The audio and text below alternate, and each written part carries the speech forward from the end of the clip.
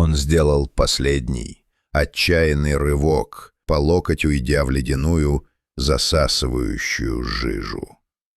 Ткань штормовки мгновенно онемела от холода. Мышцы свело судорогой, но пальцы нащупали скользкий тонкий загривок. В тот же миг рев за спиной превратился в громовой раскат. Всего в 2 шагах на краю глинистого обрыва стояли они. 2 огромных, разъяренных амурских тигра. Хозяева этой тайги. Андрей Сергеевич буквально чувствовал их горячее, пахнущее сырым мясом дыхание на своем затылке. Одно неверное движение. Один хруст ветки под его ногой. Один неверно истолкованный жест. И этот отчаянный, немыслимый союз между человеком и зверем оборвался бы щелчком стальных челюстей. Но как он здесь оказался? Как Андрей Сергеевич, инспектор заповедника, человек, проживший в тайге более 20 лет, оказался в центре этого невозможного выбора?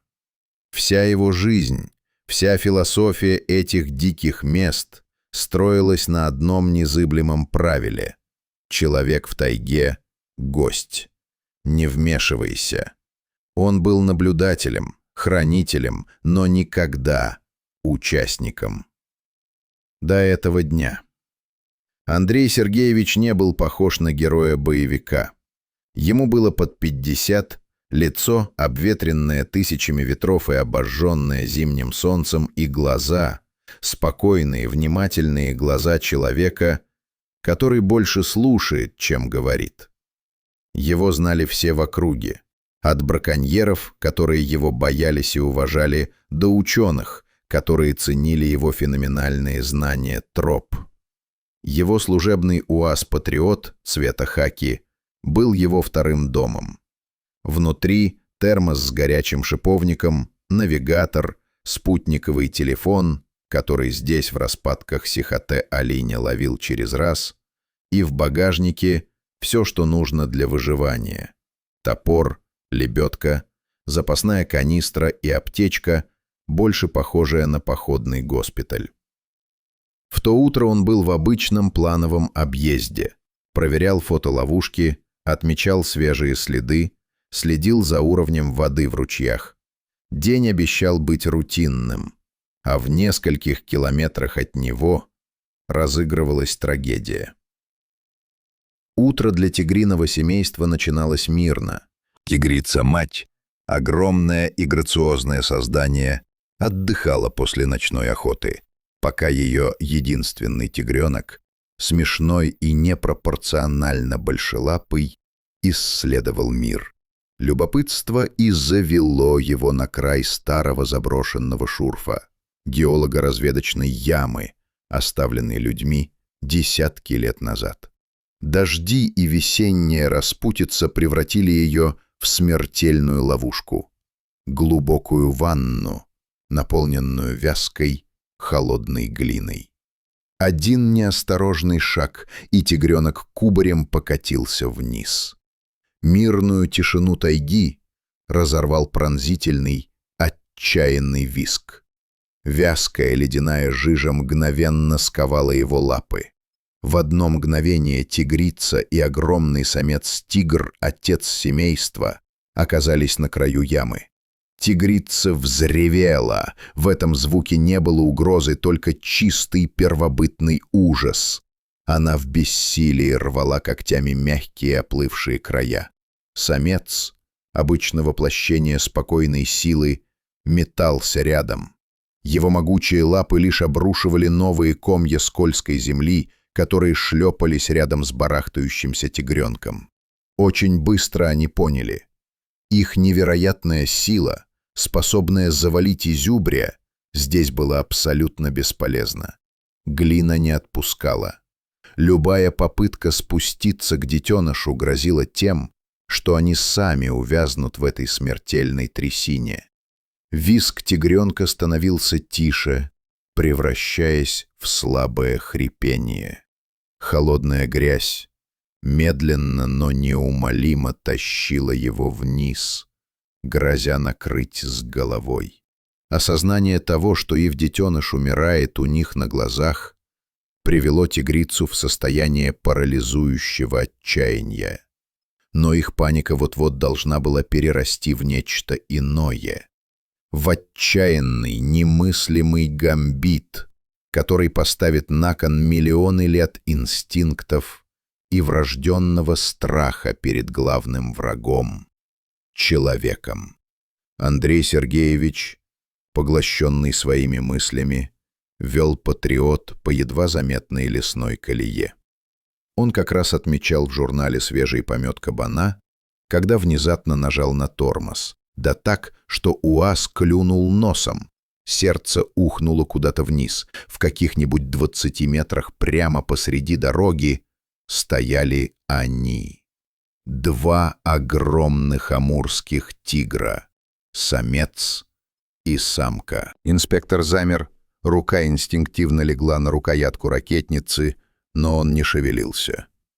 2 взрослых тигра, в разгар дня, вышедшие на дорогу к машине, это всегда предвестник беды. Но что-то было не так. Их пасти были открыты, но рев, который донесся до него через закрытое стекло, был странным. В нем не было территориальной ярости, не было угрозы. В нем звенела боль. Это была жуткая, неестественная картина. Андрей Сергеевич, опираясь на весь свой многолетний опыт, пытался прочитать их позы, их движения. Они не готовились к атаке. Они были возбуждены, но их агрессия была направлена не на него. Это был чистый, кинетический страх. И тут началось самое невероятное. Тигрица сделала несколько быстрых шагов к машине, заглянула, казалось, ему прямо в душу, а потом резко развернулась и отбежала к кромке леса, тут же оглянувшись. «Иди за мной». Самец стоял как вкопанный, его массивные плечи ходили ходуном от глубокого внутреннего рыка, который, казалось, был адресован самой судьбе, а не человеку. Андрей сидел, не в силах пошевелиться.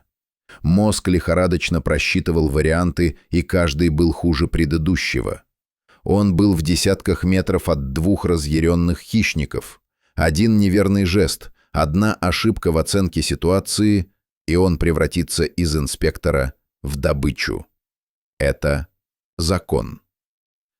Но, вглядываясь в янтарные глаза тигра, он видел не хищника. Он видел отчаяние. Голое, животное отчаяние родителя.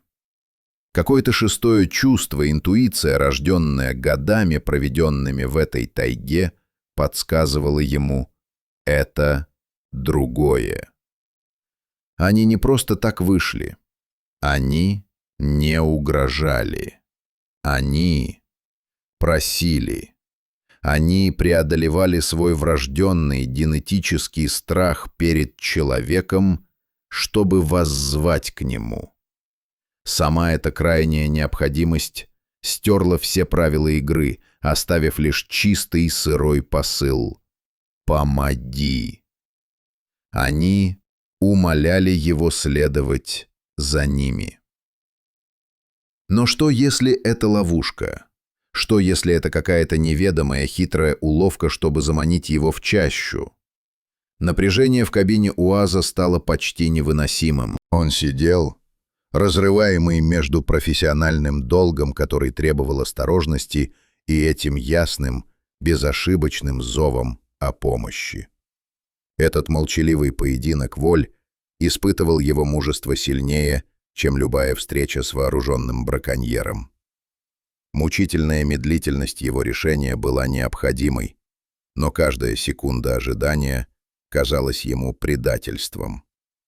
Он еще не знал, в чем дело, но чувствовал, время уходит. Он должен был рискнуть. Он должен был им поверить. Андрей Сергеевич медленно, чтобы не спугнуть зверей, перевел селектор в режим «Д». Его движения были плавными, предсказуемыми. Машина медленно тронулась. Тигрица, увидев это, тут же метнулась в лес, снова оглянувшись. Он поехал за ней, сделав глубокий вдох и прошептав про себя: «Ну, Господи, благослови».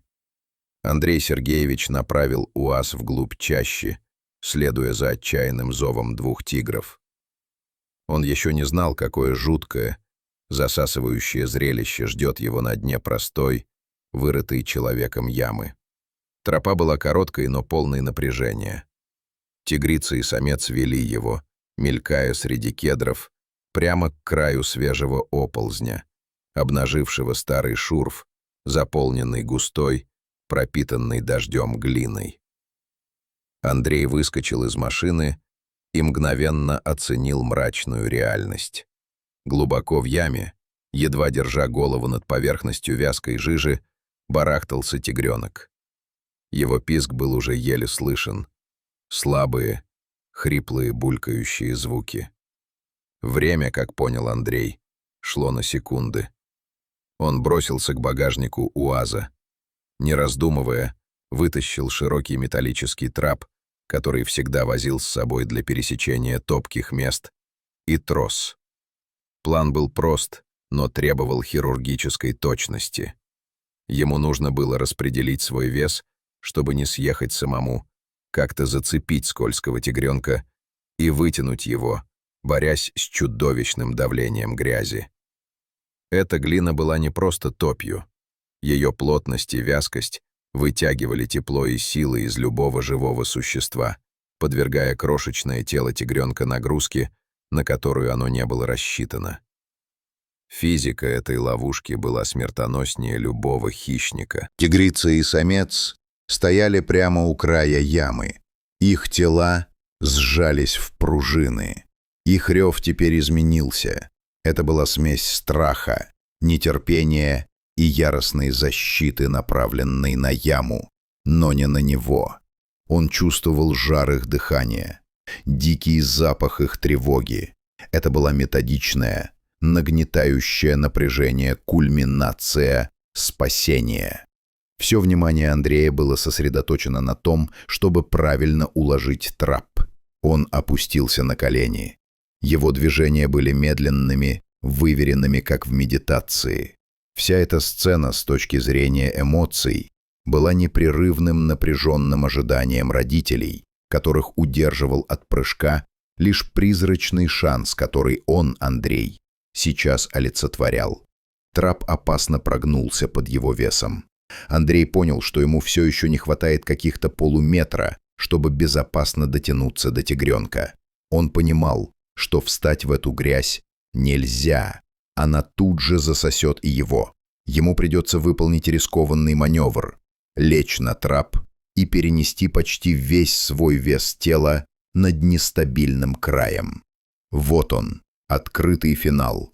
Он был абсолютно беззащитен. Малейший просчет, и они оба останутся в этой яме. Сможет ли тигренок продержаться еще несколько секунд? Напряжение усугублялось мыслью: а что, если трап не выдержит? Он отогнал этот страх, сосредоточившись на маленьком хрипящем тельце. Он знал, что медлить нельзя ни секунды. Тигренок снова начал уходить под жижу. Время для стратегии вышло. Пришло время для самого рискованного, самого уязвимого рывка в его жизни. Рывка, который целиком и полностью зависел от хрупкого, невероятного доверия двух диких сердец. Андрей решился на последний отчаянный шаг. Он встал коленями на край трапа, перенося вес вперед, и лег на него, вытянув руки над ямой к мечущемуся тигренку. Он чувствовал, как сама грязь втягивает в себя воздух. Это была кульминация. Инспектор беззащитный, уязвимый, тянется к угасающей жизни, а за его спиной в паре метров оглушительно ревут тигрица и самец. Их массивные силуэты заполняют все его периферийное зрение. Ему удалось схватить тигренка за загривок. Усилие, которое потребовалось, чтобы вытащить его, было нечеловеческим. Плотная холодная глина сопротивлялась со злобной, мощной силой. Он напряг все мышцы, борясь с вязкой землей, вытягивая маленькое скользкое, обессиленное тельце. Рев родителей в этот момент достиг апогея. Их страх и нетерпение закипали, но они стояли на месте, прикованные к земле доверием к этому чужаку. Наконец, с громким чавкающим звуком тигренок был свободен. Андрей Сергеевич рывком отполз назад на твердую землю, положив маленькое дрожащее тельце на траву чуть поодаль от себя. Прямая угроза миновала, но эмоциональная кульминация была еще впереди. Тигренок на мгновение замер, потом судорожно дернулся и закашлялся, втягивая в легкий чистый воздух. Страх в сердце Андрея мгновенно сменился всепоглощающим облегчением. И теперь он приготовился к худшему, к моменту, когда родительский инстинкт защиты возьмет верх над благодарностью. Ожидаемой реакцией была атака или, как минимум, яростный рык, чтобы отогнать его от детеныша. Андрей медленно отступал, держа руки на виду, ожидая неизбежного прыжка. Но то, что случилось дальше, было поразительно. Два огромных хищника, увидев, что их тигренок в безопасности, не бросились на него. Вместо этого тигрица издала тихий, низкий, урчащий звук. Это был не рык агрессии, а вздох безмерного облегчения. Она метнулась вперед к тигренку и начала лихорадочно, но нежно тыкать его носом, проверяя, жив ли он. Самец встал над ними. Его хриплое дыхание начало выравниваться. Напряжение видимым образом уходило из его могучих плеч. На мгновение они полностью проигнорировали Андрея. И это было самым мощным, молчаливым признанием его помощи, поступком, который бросал вызов их дикой природе. Андрей понял, что только что стал свидетелем чистейшего выражения благодарности, которое стоит выше пищевой цепочки. Тигренок был в безопасности. Семья воссоединилась. Немедленная опасность миновала. Но самый главный, самый глубокий урок этого дня только начинался. Тигренок лежал на траве, весь в грязной жиже, слабый, но живой. Тигрица немедленно приступила к работе. Она принялась методично, сильными теплыми движениями вылизывать его. Ее шершавый язык счищал плотную грязь с меха. Тигренок тут же прижался к ней, ища защиты в знакомом тепле и успокаивающем запахе матери. Андрей Сергеевич опустился на землю чуть поодаль, на краю оврага. Усталый, перемазанный глиной, он позволил семье насладиться этим интимным, сильным моментом. Он наблюдал с безопасного расстояния, осознавая, что был лишь временным инструментом в руках судьбы, и его роль теперь была исполнена. Этот момент был не о силе, он был о доверии и сострадании. Тигрица и самец сделали выбор, который противоречил миллионам лет эволюции и хищнических инстинктов. Они выбрали надежду на спасение через своего врага, готовность Андрея рискнуть всем и поразительная способность тигров довериться ему создали этот необходимый акт межвидового сотрудничества. Эмоциональная отдача была ясна. Родительская любовь и жажда жизни – это универсальные силы, которые сильнее любых границ. Главный посыл был очевиден. Сострадание – это самый мощный инструмент выживания. Наконец тигрица закончила чистку и подтолкнула тигренка на лапы. Он пошатнулся, но устоял. Прежде чем мягко увести его вглубь леса, тигрица обернулась и посмотрела прямо на Андрея. Она держала его взгляд долгую тихую секунду. В ее янтарных глазах читалось явное, мощное признание. Самец стоял рядом с ней, высоко подняв голову. Затем они оба развернулись и бесшумно растаяли в высокой траве. Две могучие тени, охраняющие свое драгоценное дитя. Эмоциональная развязка свершилась. Хрупкая жизнь была спасена, и в момент отчаяния родилась невысказанная связь. Андрей Сергеевич остался сидеть на траве, едва дыша. Он знал, что это воспоминание останется самым важным и определяющим моментом во всей его карьере. Этот случай – мощное напоминание о том, что каждое существо, неважно, насколько оно дикое, зависит от сострадания, и о том, что родительская любовь – это сила, которая способна остановить войну и объединить даже тех, кто был рожден врагами.